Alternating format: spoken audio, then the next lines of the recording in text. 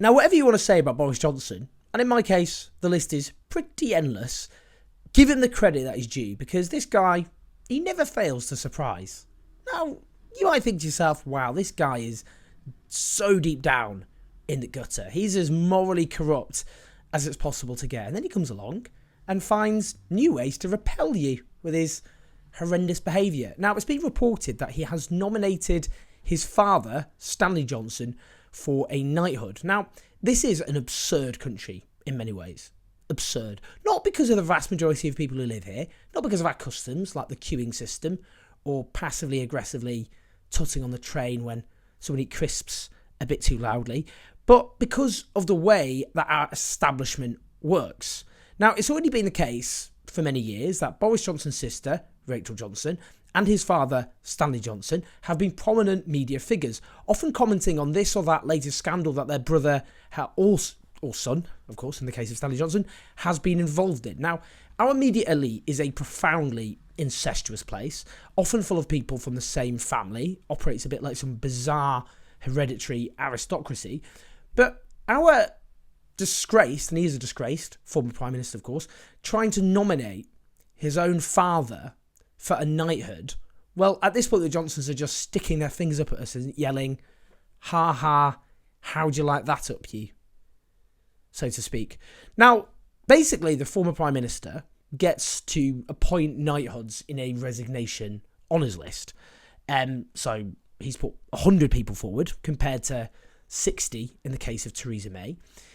He already nominated successfully his brother Joe Johnson, a former Tory minister, for a peerage back in 2020. So that guy is now Lord Johnson of Marylebone.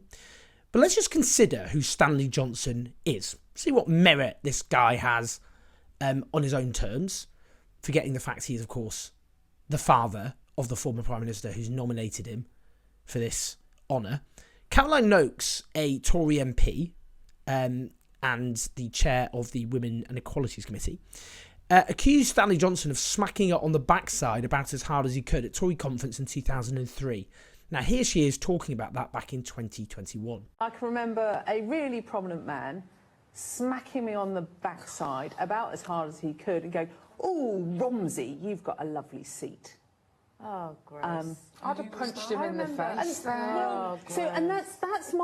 That's my problem, is that I didn't punch Stanley Johnson in the face. Stanley Johnson. Stanley Johnson did that to me ahead of the 05 election, so it was Blackpool, I don't know what years, for 2003. What did you do? I didn't do anything. And that I feel ashamed by that. No, you shouldn't feel ashamed by that, because when I say I'd have punched him in the face, that's because I am, now you probably would. Now you would probably say something. Stanley Johnson's curt response was, "I have no recollection of Caroline Noakes at all." Now, following that, Alvaria, the New Statesman political correspondent at the time, shared her experience.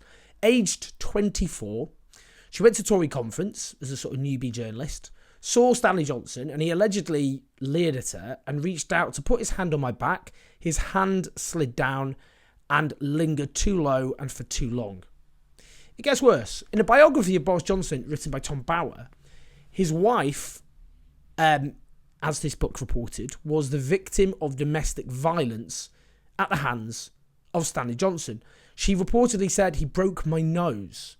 He made me feel like I deserved it." And she was hospitalised as a consequence of this act of domestic violence. Now, apparently friends of Stanley Johnson claim this was a one-off. Well, I will leave it to you to do with that information what you will. I hope your moral compass is sufficiently intact.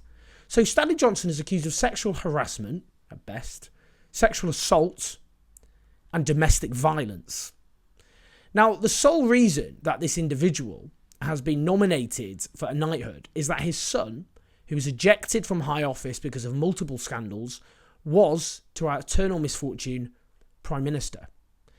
Now, let's be clear, this is an egregious example, but it's indicative of a wider scandal, which is how the honour system and the peerage system works, and therefore how much of the British establishment functions. Now, do you remember Gavin Williamson, the preposterous former Tory cabinet minister, who clearly modelled himself on Urquhart or whatever from the House of Cards, the original, or the one played by Kevin Spacey in the US version, who just wormed his way in and cozied up to whoever was going to be the next Tory leader, ran their campaigns, that kind of thing, who last resigned over bullying accusations and as Education Secretary oversaw the exams fiasco. Now, he was awarded a knighthood by Boris Johnson. For what exactly? What did Gavin Williams do to deserve that? That was a year ago. Unbelievable. Now, there's a long history of this. We can talk, for example, let's be non-partisan here, the Cash for Honour scandal under Tony Blair, when he became the first Prime Minister to be questioned by police as part of a... Well, that was not the last. As part of a protracted political corruption scandal after 4 businessmen who were nominated for peerages by the Prime Minister after lending Labour millions of pounds. Now, they were blocked at the time by the House of Lords Appointments Committee. Labour's chief fundraiser was twice arrested, though not charged, on suspicion of conspiracy to pervert the course of justice. The CPS, Crown Prosecution Service, ended up saying there wasn't enough evidence to bring charges, but it didn't look good, did it, to say the least. Now, David Cameron gave honours to dozens of close aides, donors and key allies when he resigned, including serving cabinet ministers, which is extremely unusual. Now, if we look at the House of Lords, 1 in 10 Tory peers are major donors to the party, giving almost £50 million in total, with 40 Tory donors being put forward for peerages since John Major's time in office. The House of Lords is stuffed full of party donors, allies and aides of Tory and Labour Prime Ministers. This is just a kind of indefensible facet of the British establishment, isn't it? Now, clearly we need to get rid of the House of Lords. It's an undemocratic, ludicrous institution, stuffed, as I've said, on the basis of cronyism, based on who happens to be in power, not on the basis of, even if you've got an anti-democratic view that we should have powerful politicians who aren't accountable to the people, who aren't elected, who are there, however much we don't like them, we can't get rid of them. Even if you think, well, actually, we need people based on talent to oversee things, blah, blah, blah. Well, that's not what's happening, is it? It's just people, stuff full of people who are close to power, who are close to whoever happens to be in office at the time, including senior business people. It's ridiculous. And the same with peerages. What I do is I'd get rid of, firstly, the peerage system, the idea we should have, because it's things like Order of the British Empire, Knight of the British Empire. The British Empire was, however much this is not properly taught in schools, a horrific, violent episode in human history, whether it be the tens of millions who died in avoidable famines in India under British rule, whether it be the what happened in the 1950s in Kenya, for example, when the British Empire forced huge numbers of the Kikuyu tribe into camps, tortured and murdered vast numbers of people. I bet most of you don't even know what I'm talking about. We don't teach this, do we? The British Empire should not be celebrated. We should actually come to terms with it. Anyway, I'd get rid of the peerage system and have something called Pillars of Society, and it would only go to people who have excelled in their community, or people who don't get as any proper recognition, unlike powerful people who get vast amounts of wealth, who are well connected, who get invited to all these parties, who are celebrated in newspapers and all the rest. They don't need to be honoured in any other way, I would argue. So you should have, I would like an honour system to celebrate people who deserve recognition, but not handed on the basis of who is in power and who has cozied up to who. So this is an egregious example, but it shows how much the entire system sucks. And it does suck. And we need to get rid of the whole thing. And the Stanley Johnson, some people just look at it and go, well, this is such an outlier, it's not representative. It just sums up how the system works.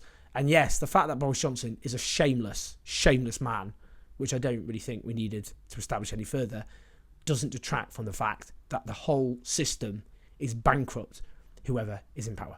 Please like, subscribe, and do support us on patreon.com/owenjones84 to keep the show on the road. I'll see you in a bit.